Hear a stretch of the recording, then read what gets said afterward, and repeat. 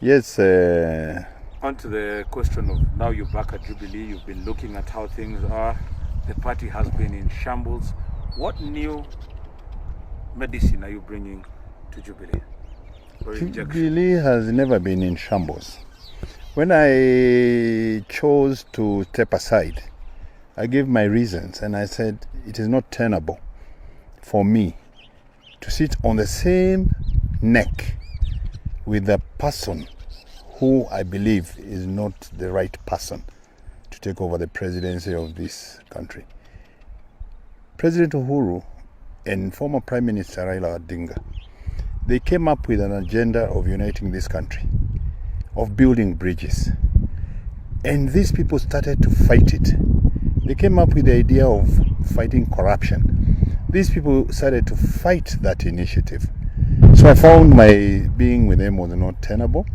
That is not to say we were not still supporting the government's programs and from behind the scenes.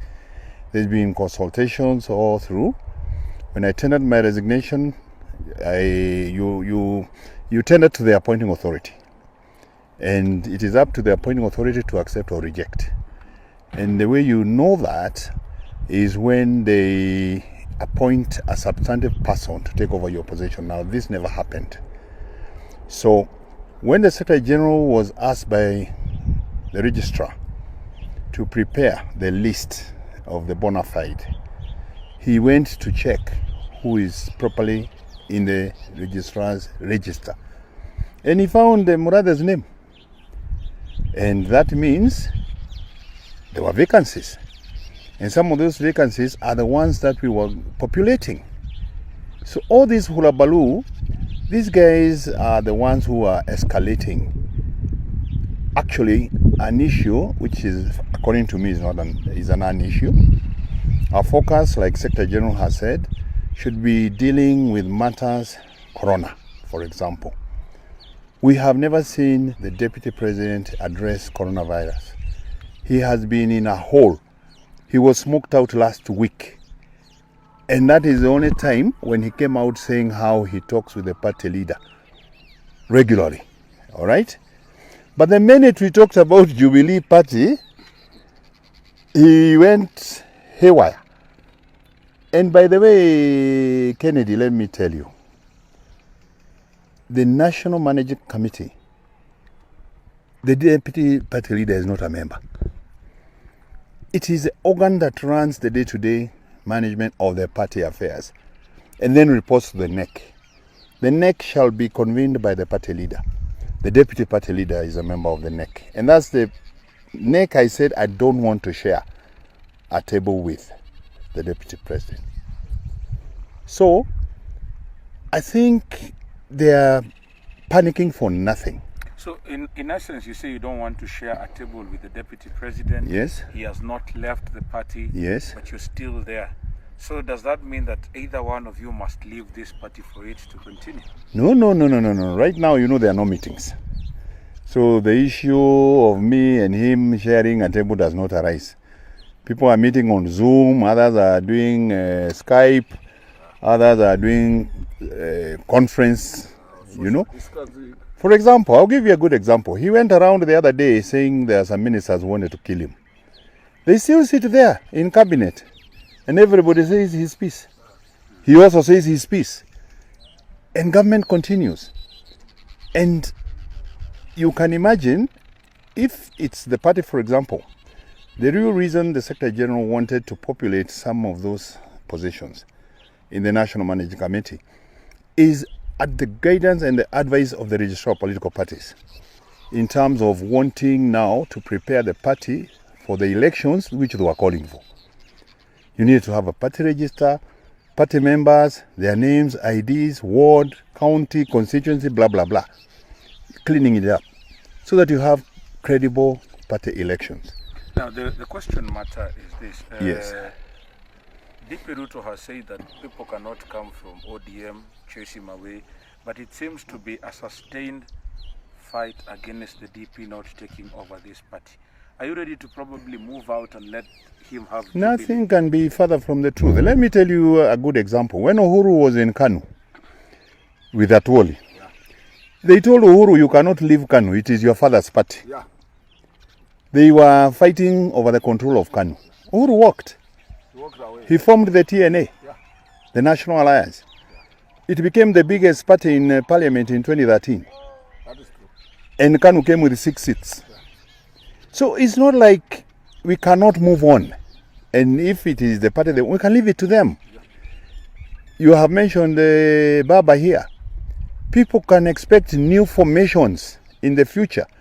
We can move on to a bigger house, which will be bigger than Jubilee. Nothing stops us from broadening. In fact, if you ask me, post-coronavirus, this country probably needs a government of national unity to bring everybody together so that people focus on rebuilding this country, getting this country back to work.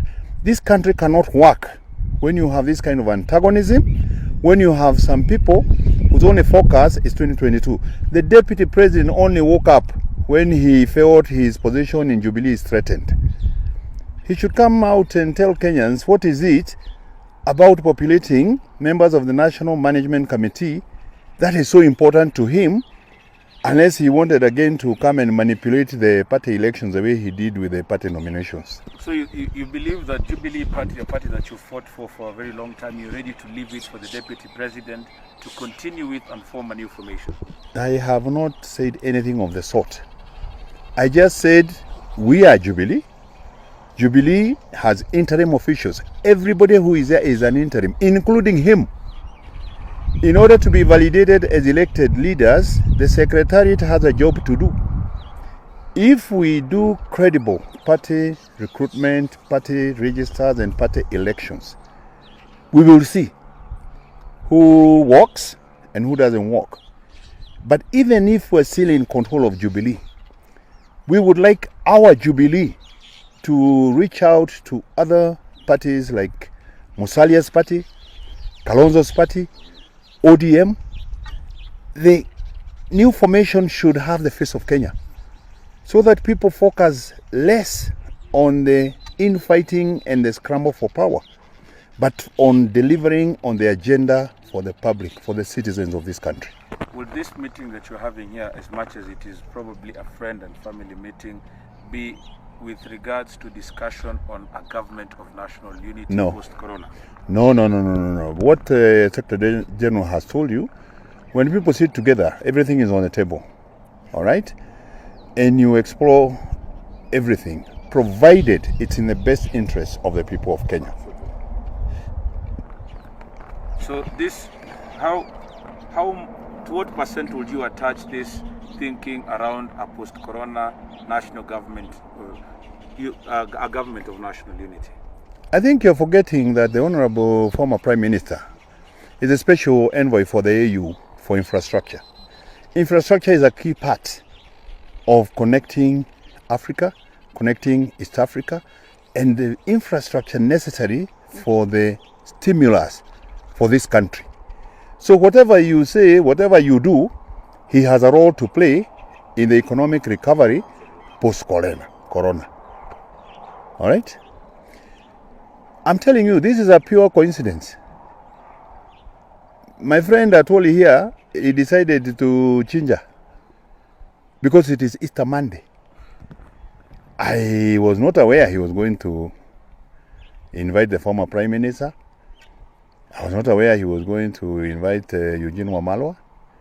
It's a pleasant meeting of minds. And when people meet, everything is on the table. But nothing specific. So the DP can leave Jubilee if he wants. I don't know why he's escalating this thing. I told you, he says he talks to the party leader. And now he's coming out interrogating party issues on Twitter, on social media. Now, what is what? If they talk, isn't this an internal party matter which he can reserve his phone or just walk into State House and discuss it with his party leader? Then the party leader will reprimand. Then the party leader, he is now purporting to speak on behalf of the party leader. Kwani party leader hana sauti ya kusema yeye mwenyewe? Let him focus on fighting the corona. Let us see him together with Mutahi Kagwe, with the committees of Kina Matiang'i, with Kina Eugene Wamalwa, when they have